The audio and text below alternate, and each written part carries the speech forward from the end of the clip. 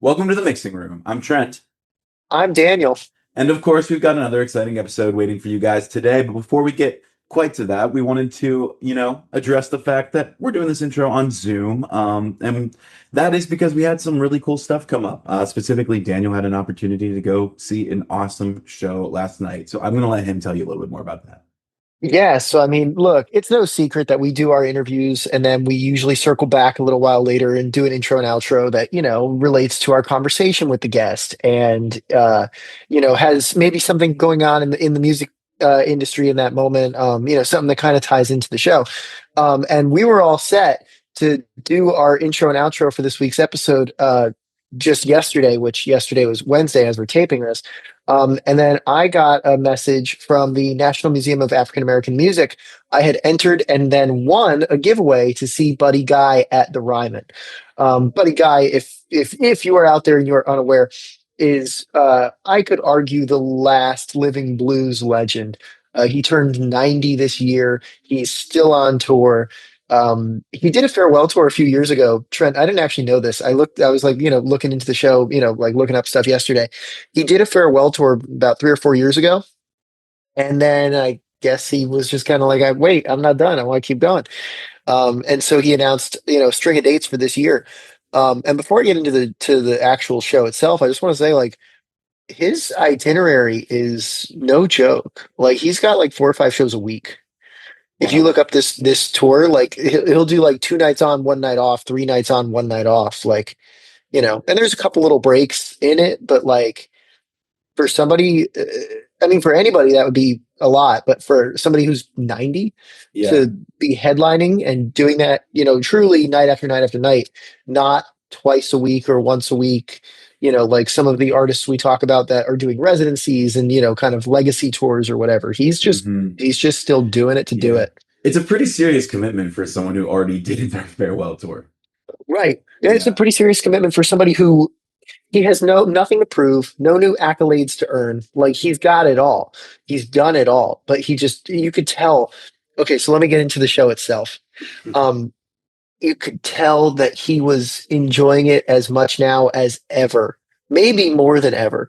Like he would be soloing and he would do something that he was even kind of impressed with, and he would kind of react with like excitement and shock and kind of shout at himself, you know. Mhm. And that's the thing he says in a one of the interviews leading up to this tour. He says something about when you're pushing 90, you need help getting to the stage, but as long as you can get on the stage and do your thing and do it well enough, that's what matters. And so when he walked onto the stage, of course, there was like stage hands helping him with like a little light to kind of guide where he's walking and stuff.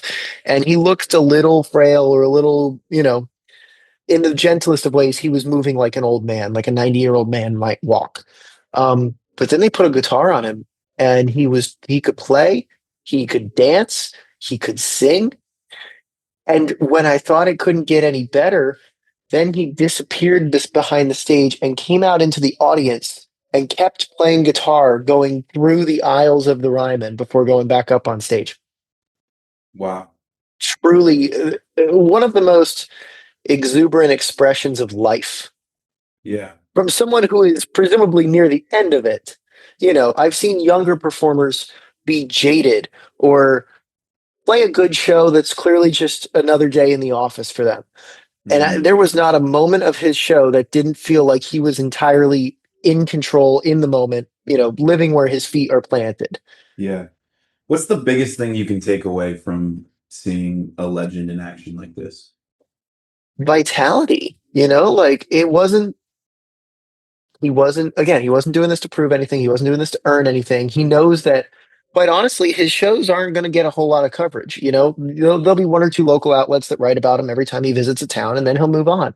And it was so clear that he wasn't doing it for any attention other than what the people in the room in that moment. And Hmm. this was very clearly almost a meditation for him, Hmm. or like the way that we might go to the gym to clear our minds, or go for a walk to clear our minds, or spend time with a friend to like where you're trying to be intentional and planted. His day to day was clearly all an exercise of presence of just being present. And he could play the same songs every single night, and they're not going to be the same every single night. He was clearly living in the music and with the music. Hmm. Um, he plays. There's a thing he does with the guitar where they turn up his volume and his gain and all that a whole lot, and then he's like not even really playing the guitar, and it's still making noise. He's like even like rubbing it against his body, and it's like making shuffling noises and rhythmic, Yeah. and you wonder. I thought half jokingly to myself, like he has the blues in his blood. Mm. Like he's not even playing a guitar; he's barely touching it, and it's talking back to him. Hmm. It was just an incredibly vital, present stage presence. You know, Yeah. It's an um, incredible like display of just love for yeah, music, love of the game, going out every night and doing it. and you can tell. And I mean, and he's still one of his sons was there. He's got a son who plays guitar. And he came up and joined him on stage. His opener, Kingfish, who was also a great Hmm. performer, Kingfish came up in the encore to play. Like he was generous with his spotlight too. And the way that a man who's 90 would, might behave, he wanted to bring his son into the show. He wanted to bring Kingfish up. He wanted to, Yeah. celebrate these other musicians and, his family members. But this was very much his show. He was living in it. He was experiencing it. He wasn't just giving you, the audience, an experience. He was experiencing it with you. It was truly, I think it was the greatest concert I have ever seen for That's those reasons. Because if he was 50 years old, it would have still been impressive. yeah. At 90, it's phenomenal. But even if you take his age away from it, still for his presence and his spontaneity, and yet it's so smooth, and everything that's spontaneous is so second nature. It is as smooth as something rehearsed. Hmm. Absolutely. Yeah. And I mean, look, that's the secret to any good live performer. And we talk a lot in today's episode about live performances and about finding dynamics and spaces to add a little bit and to give a little bit. And, Buddy Guy was doing all of those things really well last night, again, with taking his own space and then sharing the spotlight with his son and with Kingfish, with the members of his band. Um, but again, our artist today actually does a whole heck of a lot of all that in their live shows. Absolutely. As we're going to talk about a little bit more in this episode, they do an incredible job of, as Dan said, finding that space, giving that space, and they're all incredible at each of their respective pieces that they contribute to this band. Um, they've got new music out too. Dan, can you tell us about that? Yes, they have since we sat down and talked with them, they even released a brand new song, Take Me Away, which came out this week, if you're listening to this episode as it's dropping. So go ahead and stream that. And also check out the songs we talk about with them too. They've been doing great work with Obie O'Brien. We talk a little bit about that in the show too. It was a real treat to hang out with these guys, good friends of ours. Let's just get right into it. Enjoy our conversation with YEARB4. We've got Lucas, Abby, and Michael here from YEARB4. Guys, welcome to the show. Thank you. For having us. Yeah. I immediately looked to you. I was like, I don't got anything else. Nothing else is ready. We're going. That's all. That's all you need. You sounded depressed to be on my show. You said, hey. She's been dreading this for weeks. I know. She's been I texting in can our tell. group message. Yeah. Well, it's okay. We're going to lift your spirits because we're going to talk about music, which is something that obviously all of us and all of our listeners really love. Now, before we get into your music specifically as a collective, I want to know, you guys, like, what brought you into music in the first place, and what then caused you to pursue it professionally?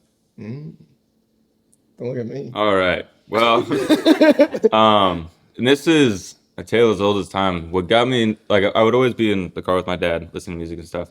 Got into it, always wanted to be, I just love that stuff. I was watching the Rolling Stones, Elton John, Rod Stewart, all these guys all the time on the TV. It's like, hey, that's pretty cool. And then fifth grade rolls around, there's a talent show. There's a girl I like, and I'm like, the only way that this is going to work is if I play guitar at this talent show. And I did that, and then really never stopped ever since then. And then ever since then, I'm getting more and more into music. It wasn't just like, oh, this sounds cool, but like, how did they do that? That's so cool. Yeah. Which drives you deeper. Like reverse engineering it a little bit. Oh, yeah. Yeah. I always loved Slash, and I was like, I don't know how he's doing that, because it's like a blend of skills. You can't just learn one skill. You can't just learn the pentatonic. Be like, oh, well, now I know everything. Yeah. Yeah. So that really brought me deeper. I think we were talking like to Isaac Berryhill on the show before about like going to your inspirations. And I think even John Mayer said stuff like that in interviews, but like that's such a good way to learn music. Yeah. Just trace it upward. Abby, what about you? In the 5th grade, when everybody like picks their sport, I was just not athletic, and it was like not working for me. And since my dad played drums when he was a kid and like had a kit when I was little, he was like, you should play music. And I was like, okay, I'll play drums. And he's like, no. And I was like, okay, I'll play guitar. And he was like, no. I was like, I'll play keys. And he was like, no, you should play bass. And I was like, what's a bass? And then it stuck. And I like naturally was pretty good at it. Like it just made sense.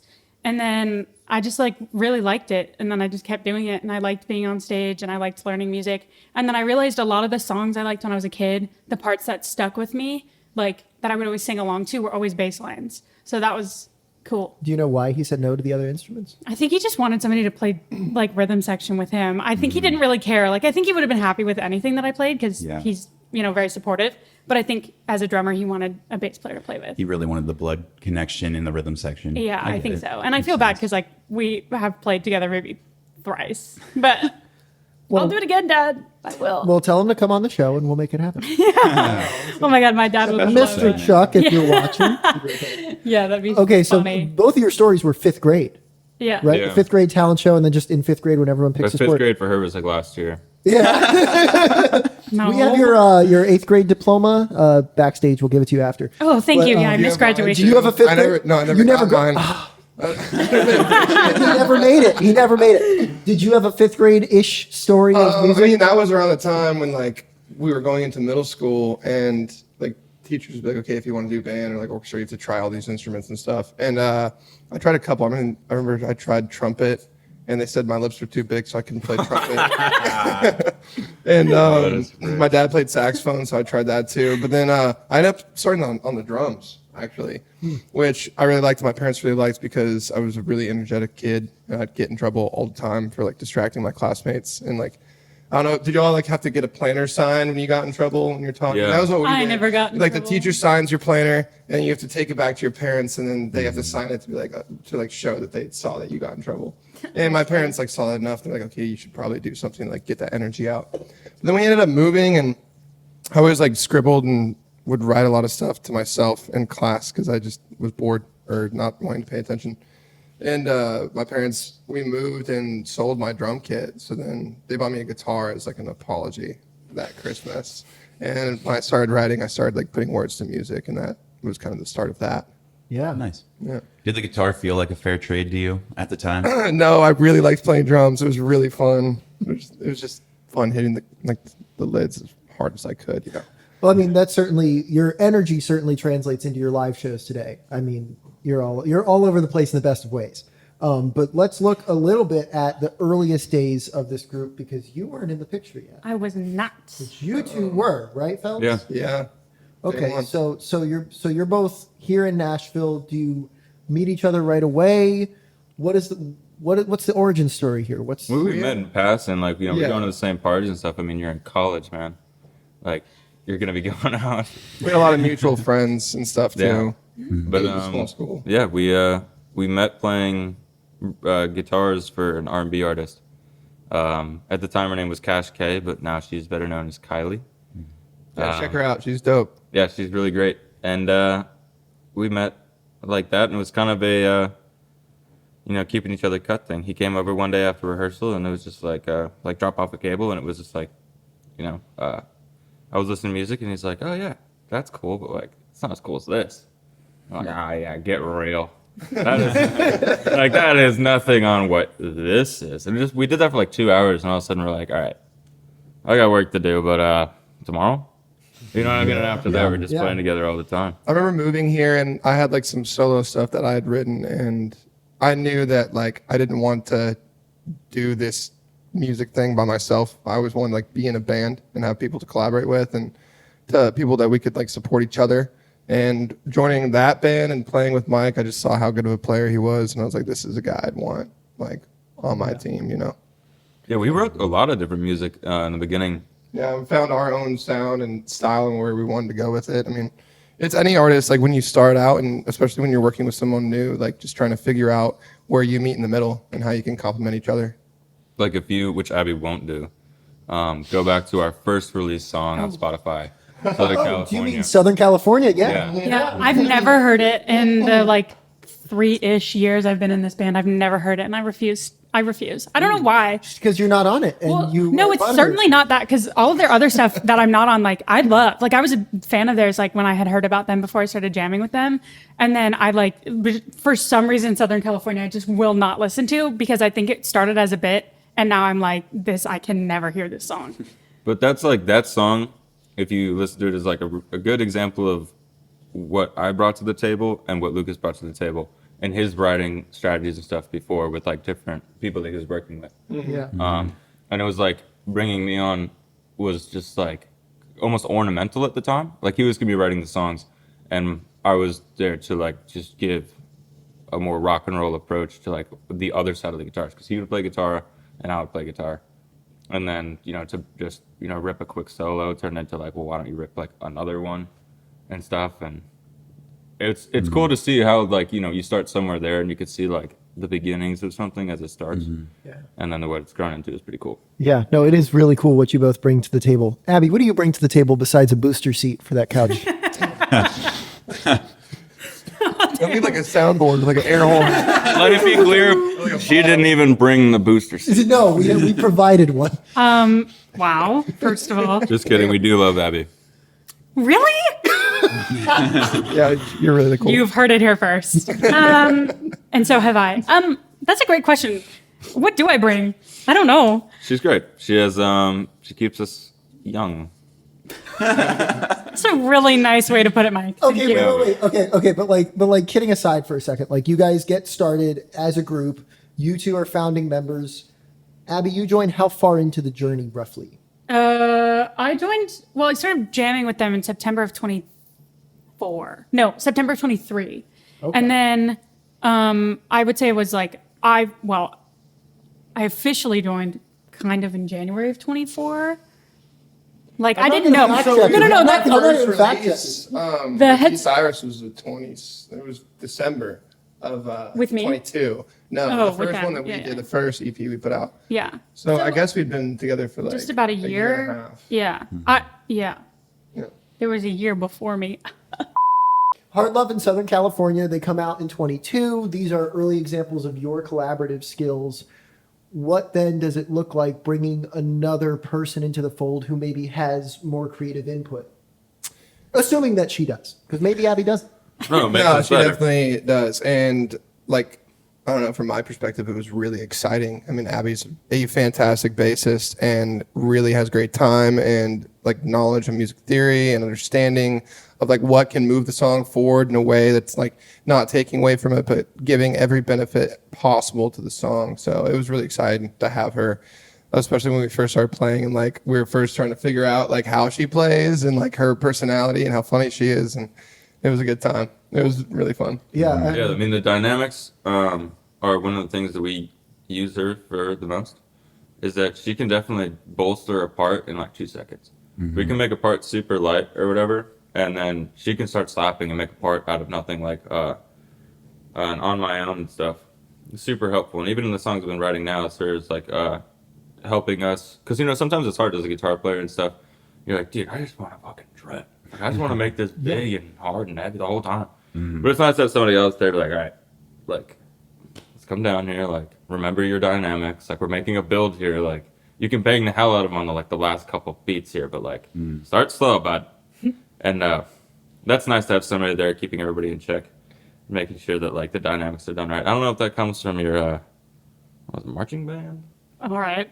That's crazy. Let's hear it. No, that's very sweet, guys. But I would say like they make that so easy for me to be able to do, because the parts that they're bringing forward, it's very easy for me to find a foundation as a bass player to like find the bridge between like the rhythm and the drums and then like all of like whatever sparkle he's doing and like bring it together and give them both platforms to shine. And I'm very grateful that they're so good at what they do that it's very easy for me to just write something to support them. And then when it's my turn to be a little bit flashy, they let me have that space. And that's not something you find a lot. So I'm grateful for that. And thanks for being so nice, guys. Of course. Yeah, I mean, like, two good like examples I think of that. I Won't. That's one of my favorite songs we've done, and it was like one of the first ones we did with Abby. The and, like, first. in the verse, like the boom, like your part like brings so much motion, but it's such a simple part. You're just kind of going between like two or three notes, just up and down, and it like really allows me to move the song forward too, and know that like the rhythm section is really tight with it. And then like going off and like on my own with your slap solo, like I jam out every single time live. It's so much fun. Aw. Yeah, and that speaks to this a little bit. But one thing you guys do very, very well is like creating a super full sound, and then also being aware of like a wide range of dynamics throughout a song, the same way that a band that might have twice as many members does. So is that something that you guys are considering during writing and production and stuff? Oh, yeah. Oh, yeah. What does that look like? Yeah, I think that's something that Mike and I talk about a lot when we are in the writing process. Like he'll come usually with a riff or something that we're going to work to build on. And then from there, we just jam on it until it kind of builds, the song structure builds itself. But once we have like a kind of a structure, like a demo or something that we're going to work with, we will then think about, well, how do we make this more full? What can I change about my part? What can he do about his chords, or something that we can build together and build a sound that's going to be just like a wall of sound in front of you. Because being only, sometimes it's just me and Mike playing guitar. Well, most of the time it's just me and Mike, bringing the melodic sound to the stage. I think we can have so much power with our amps that we're using, but it's important to like write parts that are like good to hear, and it's not just all fuzz and distortion. And I think that's something that he does very well with the chords that he chooses to play, and the riffs that he writes. It gives it, just like I was saying, like space for both of us to breathe. From bands like Pantera, where it's the same lineup, you got your singer, you got your guitar player, bass player, and drummer. It's like they were able to do it. And that's one of the bands I look up to the most in their way to approach music. I think there's a difference between influence and inspiration. There's bands that can inspire you to be like, wow, you could go see a pop artist or something, be like, the way they commanded the audience was very inspiring. But that doesn't mean they're going to influence my music. In the same way, though, like Pantera, I think is really influential in the way that like their approach to stuff is awesome. I have an ego.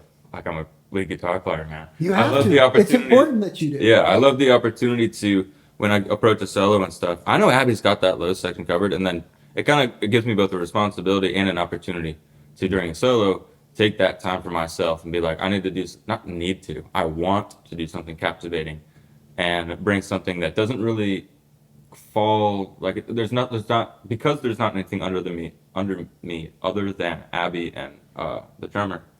I get to use all of that space, all that range, and I can go really low on the fretboard or something and pull something out, or I can go all the way up high and make that sparkle. Bands like Pantera, and I think that their approach, the riffs are super heavy and all that, and they can pull it off. So I can't wait. Right.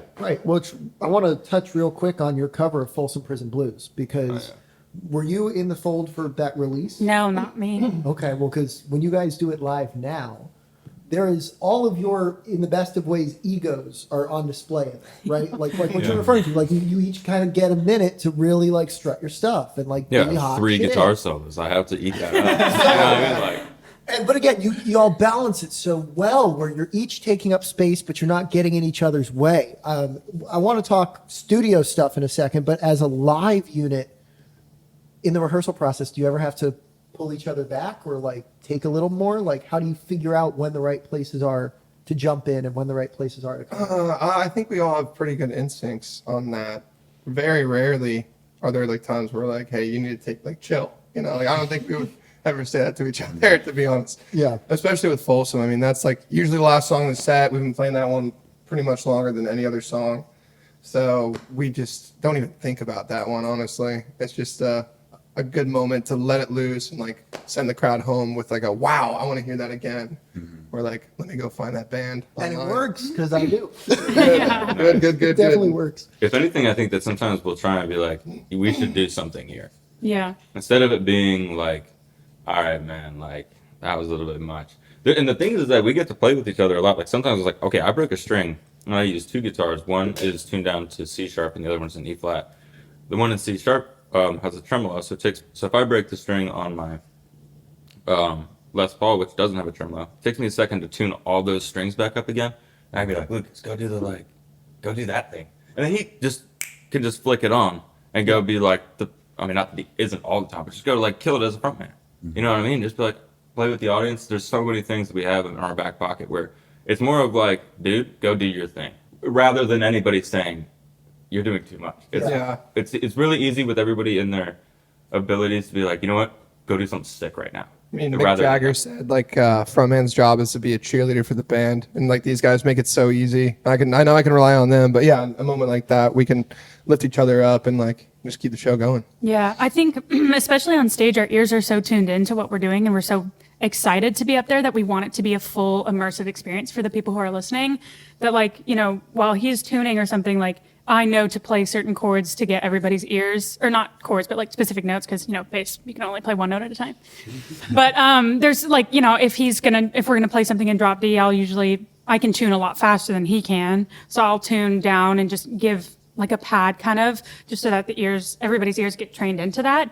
And then I know visually just by his movements out of my peripheral when he's ready to go. So then I'll slowly come out so that he can then swell in, and then we can just count off and go.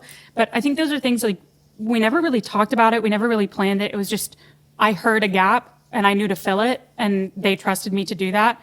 So, you know, maybe the first time I did it was on stage, but they didn't like look at me weird or be like, what are you doing? It just kind of happened. And I think that happens with those transitional moments, but also like if something were to go wrong, like a string breaks or something, we just trust each other to just handle it. It's never, you need to do this, you need to do that. It just goes. Yeah. Trust for sure. Yeah. Mm-hmm. We all know like what we can do in the meantime. Like I have a volume pedal.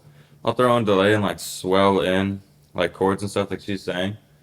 And I don't know, it's just really easy. Like while he's talking and stuff, it's like sometimes there's a time for him to just talk to the audience. Mm-hmm. There's another time where maybe he's introducing a song or the story behind it. For instance, like I Won't, and, you know, being able to highlight this is the first song we did with Abby. I can like just like kind of swell in and provide a transition in there because I start the song that doesn't leave it just quiet and give him something to kind of talk on instead of it just, you know. Because like we don't want like any silence in the show. Yeah. You know what I mean? That's the worst when you're like waiting, like watching a band and they're just kind of like figuring things out. They don't know what's going on. Like you want to be able to trust the artist that you're like enjoying their show. You know what I mean? Like you want to trust the artist on stage. And I feel like that's my job pretty heavily, is like making sure the crowd can trust us that we're going to have a good time together and that we're going to lead them through it. Mm-hmm. You know? If you can't tell through all of our smiles that we're going to give you guys a good time because we're having a good time. Yeah. The trust comes from y'all's musicianship and like knowing how good you are, but also the fact that we've just played so many shows together. Yeah. I mean, when we rehearsed, like we did just last night, we set a timer on and we run through the whole set as it's going to go. He is addressing the audience. He's announcing the bands and everything exactly like he would be doing it on stage. I mean, we run a rehearsal for a show exactly how we intend for it to go. Obviously, it doesn't always go that way every time. But there's a lot of intention when we rehearse for it, whether it is or not, you know. Practice like a play. Yeah. Mm-hmm. And we take that seriously because it's also like, you know, we take this whole thing seriously. This is what we want to do. Mm-hmm. We're not, it's so easy to sometimes get lazy and be like, oh, we'll get that right at the show. I mean, like, yeah, we missed that hit, but like I'm not going to make the same mistake twice, right? But then, you know, we'll be like, all right. But then we'll be like, all right, you know, just like pause the timer and let's run the song again. And then when we're done with it, we'll start the timer again as if, you know, the song, you know, the set was running straight through. Yeah. Well, so we've talked a lot about your live shows, but I want to zoom in on the creative process that goes behind the scenes in the studio, because you guys put out the album The Year Before earlier this year, and that's kind of a collection of singles that you had been putting out and songs you've been playing live. But rearranging, or I guess arranging a live show looks different than necessarily arranging a track in the studio.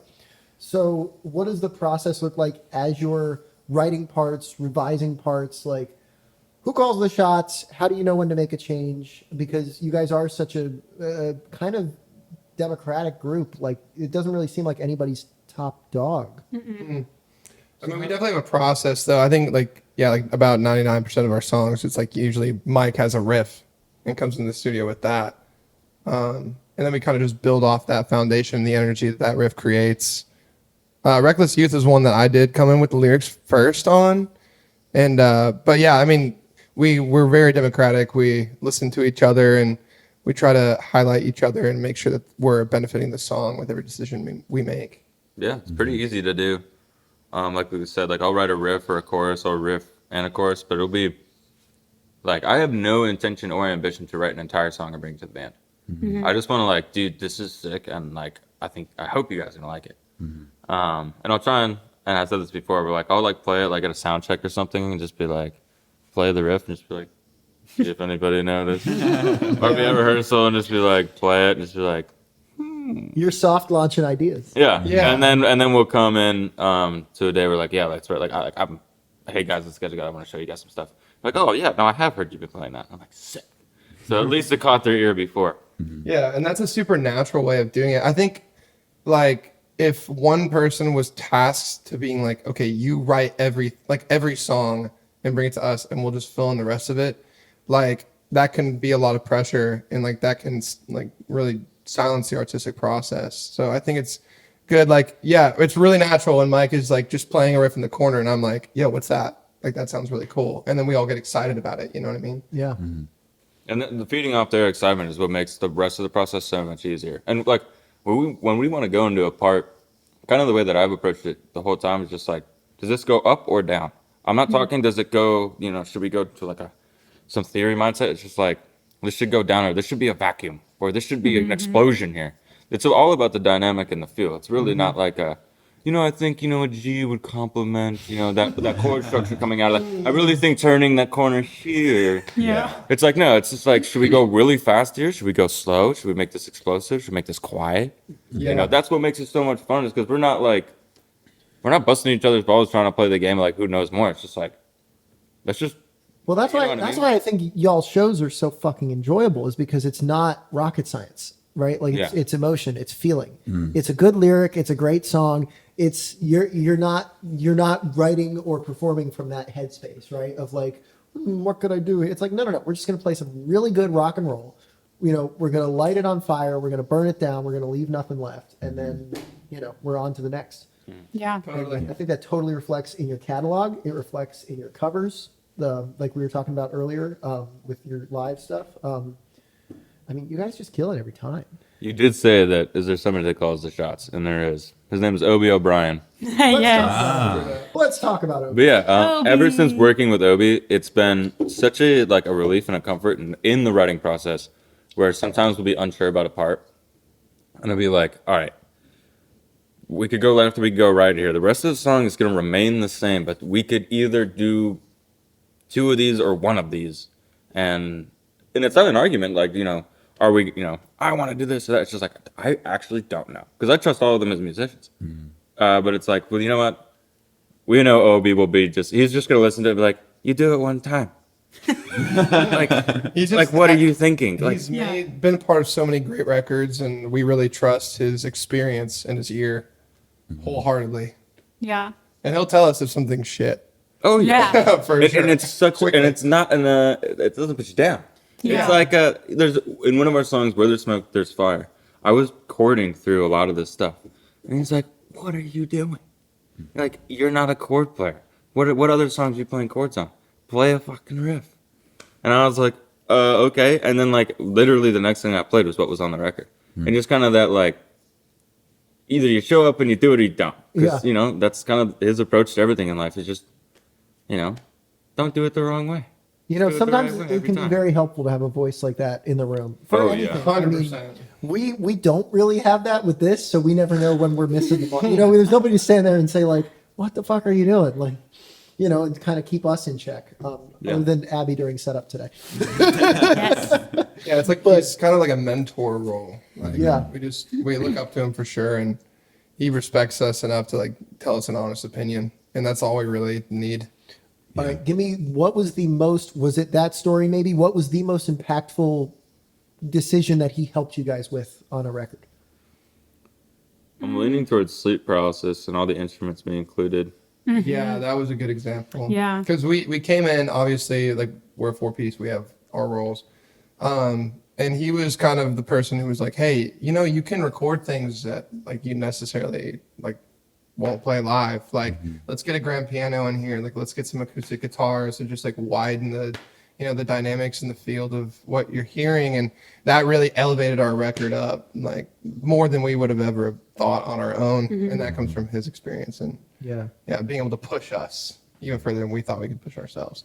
I mean, how much fun is that alone? Yeah. To just take something that you took, and we already think it's full. I'm playing like a bunch of different parts on it, and then he's like, yeah, but like, that's where you're gonna be done. The piano was sick. Yeah. Beautiful. Go ahead. Okay. So last summer, through a series of events, which we'll skip for the sake of time and for our audience doesn't. Please, you talk too much anyway. Right? So I end up going to the Bon Jovi like runaway fan show over at Marathon. And it was like private show. They lock away your phones. Right. 1,000 people in-house, like that thing.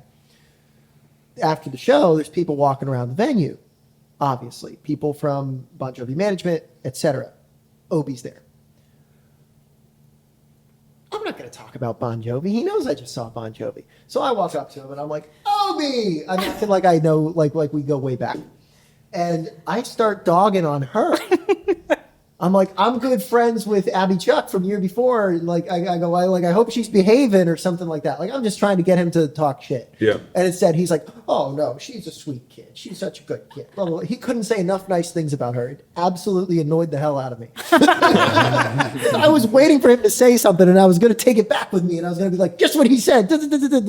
No. Can't do Sweetest it. guy. Couldn't say enough kind things about her, about you guys. I was Obie. really trying to catch him. Can't That do is it. good. Yeah. That's one thing I was wondering about is how frequently in the studio now are you guys expanding beyond the 4-piece setup that you're used to live? I think because of Obie, we think about it more, and we don't necessarily write for that, but when we get closer to studio time, I think we start thinking like, well, what could we add? What could we do? And I know that the round that we just did in November of the stuff that's coming out now is we just started to think about, well, what does he have there? Like at his studio, what could we use? And then we walk in, and of course he's got a bunch of different gear this time. And you're just like, well, we could use that on this one. And kind of looking at each other like, you think he'd let us play that one? And then it's like, what song has the 12 string on it now? Reckless Youth. Yeah. Oh, and I did it for no, that was the only one. It was Yeah. Floating the River, but that's okay. Oh yeah. But yeah, like he'll just be like, well, just do this, and then you're like, oh, okay. It's Yeah. kind of like kids in a candy store. You just get to go play around and Yeah. just figure something out. Ironically, I think last time we ended up using less instruments than we did the time before, and we were more open to it. Yeah. But I think it also it's a difference on what songs you kind of bring in. Yeah. Like Reckless Youth, we never thought it would be what it was. Yeah. And it's really cool to add all the layers to it and stuff. And then also what makes the fun challenges then, like how are you going to take what you thought you had when you came in and now you have to leave and be like, I know that we're not gonna, hire a bunch of people to play all these instruments, but like, so how are we going to approach a 4-piece band playing this live without a 12 string and stuff? Because I don't use pedals and stuff. We're like, okay, we'll throw on like a chorus to make that shimmery sound to try and Yeah. highlight what the 12 string guitar is doing, because everybody right now has heard it, right? Because it's out and everybody knows what I'm talking about. Yeah. Well, yes. No, actually, that was what I was going to say. Is by the time this drops, Reckless Youth will be out. Oh, Yay! fantastic. So tell me some I'm so more. excited. We've heard a little bit about the musicality of it. Tell me a little bit more about the lyric of it and the inspiration behind this one. Yeah, I mean, I think that song, I didn't plan on writing it, but it kind of just came out of me one night. I was at my apartment. I think I had just paid rent and my NES payment, and I was like broke as hell and kind of frustrated with just like, I don't know where I'm at. Like it can be easy to get frustrated when you feel like, you're not doing enough, or like you see people around you in the same age who are a little bit feels like further ahead. Yeah. When I had written it, I kind of had it as like a call to action for like the people around us and like our generation. And I had it in like this like kind of simple punky riff because I just wanted to take it to the band in a way that like they could do their own thing with it. And I love how from like what I heard in my head to when I was first writing it, how it's turned into this like lush 90s alternative rock radio hit, and it's been really cool to see. But like all those lyrics were like done from the beginning when I took it to them. Yeah. What would be your call to action? It's just good to let things out, and that's kind of where I was going with it. And I think the call to action, if I could say anything, is just letting people be more vocal about the way that they feel about things. Yeah. I think especially with social media and stuff, a lot of my friends have been talking about this recently. It's just hard to be vulnerable online and hard to say what you feel. And sometimes you feel like if you have anything that you want to change, it's just like a drop in the ocean and it doesn't really impact anything. But I really do think that everyone's voice matters. And if you just kind of speak out about the things you believe in, you can find other people that feel the same way and strengthen numbers. I mean, we can certainly relate to that. I mean, personally and professionally, right? I mean, we're a drop in the ocean in what we're doing here. You know, all we're trying to do is give people a place to talk and express their emotion, their creativity, their art. And, you know, we can guarantee nothing, but it's the hope that one of these clips for one of these artists can, you know, catch some wind behind it and actually elevate them to a, you know, to some new audiences and to a bigger platform, right? I mean, totally. And it's easy to get bogged down in, right? I mean, and again, personally and professionally, but it's something that I'm glad you guys are making music about. I think it resonates with a lot of folks. Yeah. We're just trying to be as authentic and honest as possible. Something we've been saying recently is like cathartic honesty. Yeah. I think that's a big part of our brand right now. Well, and part of that catharsis is having like a life outside of all this, I think, you know, which is, I sometimes struggle with the balance of not thinking about creative things 24/7. But I'm told that, Mike, you have a pretty easy time of finding some hobbies, you know, in between all this. I fish and I have a dirt bike, and I got my brother's out in Arizona. I like to get a dirt bike with there. I do all kinds of stuff like that. I gotta say, it's really hard to do. It's a lot easier, like, and I love to snowboard and stuff. It's a lot easier to take your mind off of stuff and the things that require quick action and like kind of little thoughts, almost binary. Are you gonna go left or are you gonna go right? Or, you know, are you gonna stop? Like, that's all you really got. It's like, you know, you're down a tree run or something, backcountry stuff. You're really just kind of flying really fast and there's trees and all that. You just choose left or right. You're on a dirt bike. You go into the trees, or you going left or right? Are you in the desert and there's a giant bunch of rocks in front of you? Or are you gonna go that path or this path? And there's not really much outside of that. I have a really hard time slowing down and going fishing and stuff because it's like, okay, you're gonna go out there and you have a fucking good time, all right? You're just gonna sit your ass in that boat and not think about anything else. You're just gonna throw that, you know, lure in the water and just have a good time. God damn it! And I'm like, dude, that is hard to do. Yeah. Yeah, and it's not necessarily binary like those other ones you described. Yeah. If you really want to get into it, there's a million different decisions you can make fishing. Yeah, and that's some of the, you know, the opportunity where you get to be creative. Yeah. You know, something that's not necessarily outwardly creative. It's like, you know, you see water in a certain way, you're guessing the temperature, the time of day, the foliage around, the color of lure you're going to use, all kinds of stuff like that. Makes it way more complicated than it needs to be. But if you want to do it, you can do it. Totally. Or you can throw the same, you know, shad-colored crankbait out there every time. You know what I mean? Like, Yeah. there are days where I do that. There's other days where I'm, like, frustrated. I'm like, you know what? I'm going to go through every lure in here, like in my taco box, and we're going to catch a fish. God damn it. And it's like, you know, you're supposed to be out there to relax. Now I'm, like, slapping my rod against the water, you know, to get weeds off and stuff. Yeah. Oh, I so relate to that. Have you figured out how to actually relax? No. I love racing. Like, this is from the super speedway just this past weekend. It was Father's Day weekend, and we went to IndyCar at Road America, which is the best racetrack in the world. And you know, NASCAR, late model pro NASCAR and stuff, Xfinity series, NXT series, IMSA racing, all that stuff, dude. I love it all. Yeah. Flat track motorcycle racing, all that stuff, dude. All of it's really cool. It's super loud, and you just see them, and you're just like, it's hard not to watch. It's insanely loud. Oh yeah, I took him to NASCAR. It's like my first NASCAR race like 2 weeks ago, and it was. Did you bring earplugs? I did, yeah. I forgot So I mine. brought some eargasms. Shout out eargasms, great earbuds. But like the first like 15 or 20 laps, we just like sat with them out, and I just wanted to like feel all of it because I just love loud things in general, and like I just really do. So it got me real fired up. I did lose my eargasms though walking out because there's a crowd of people just storming out. Everyone's going to just this ocean of cars, right? And I'm just like trying to put my earbuds in. It's dark, and I just dropped them, and I'm like, well, they're gone. So you guys, if you want to send me a new pair, I'd love that. Thank you very much. Eargasm, check them out. I'm not losing this time. I don't think there is any Ubers to the super speedway now that I think about it. Ubers? Yeah, I think that everybody that was there must have carpooled. I can't imagine Ubering out there. Yeah. It would be insane. I mean, it's in Lebanon, but like trying to get out of there, we parked in kind of the back because we left later than I had intended, which is fine. We had a long night before. But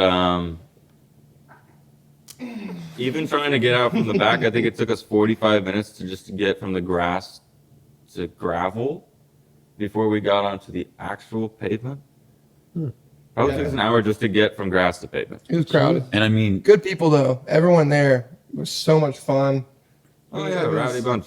Yeah. tailgating's part of that culture too. Oh, yeah. That was great. Why would you not want to? They had had it night before. We had mics, like truck set up, and we had some coolers in the back. We were making transfusions, and we had It like was really great. they were delicious. Yeah, and then I bought some fried chicken at Kroger beforehand, so we were good on food.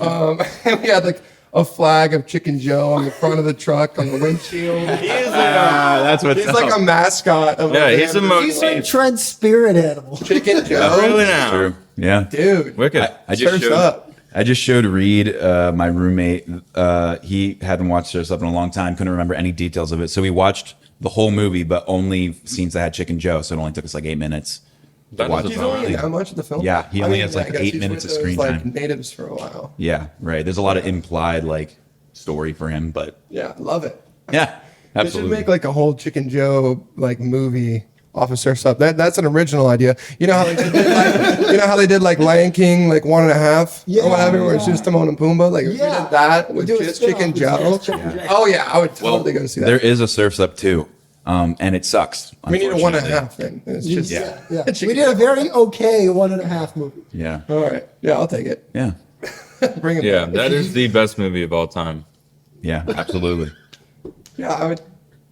It's definitely one of them It's for sure. it's a movie of all time. It is It's a movie of all time. All right. Well, we wouldn't be doing our job if we didn't wrap this up with a couple of fan questions. God. I will warn you. I will Never warn mind. you. People wrote in.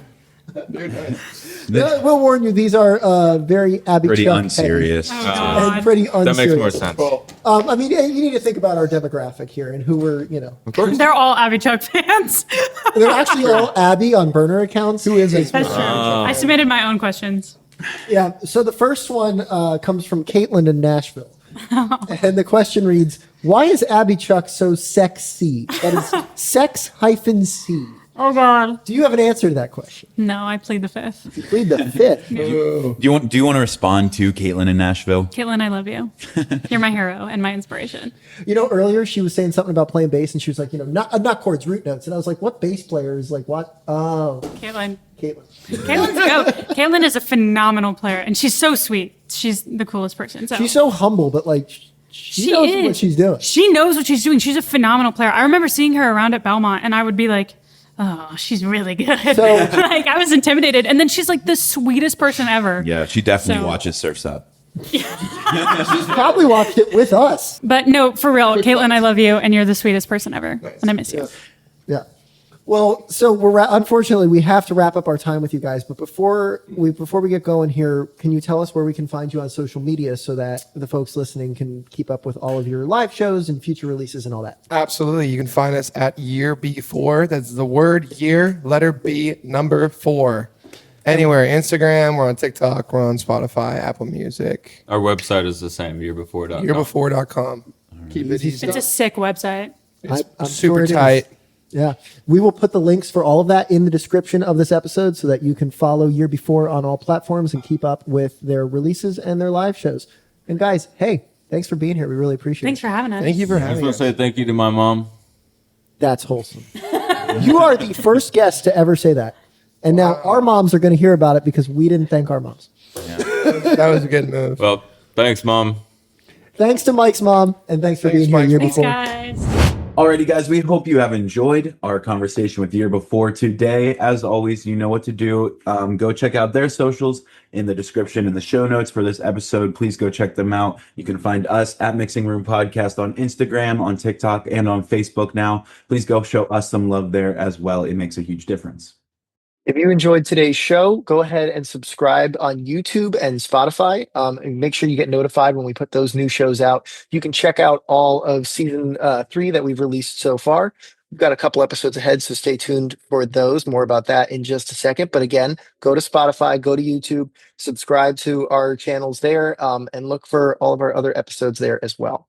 Yeah, supporting us on those socials and on streaming platforms is a great way to support us. But if you want to go even further in supporting us, you can check out the link in our bio and any of those places to find our coffee link. You can support us by buying us coffee, sending a little bit of love our way that way. A little bit goes a long way. It absolutely does. And we've been putting little bits and pieces of effort into a very special season finale for you guys.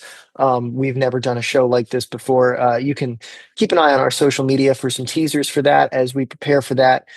So stay tuned for that. It's coming along the way.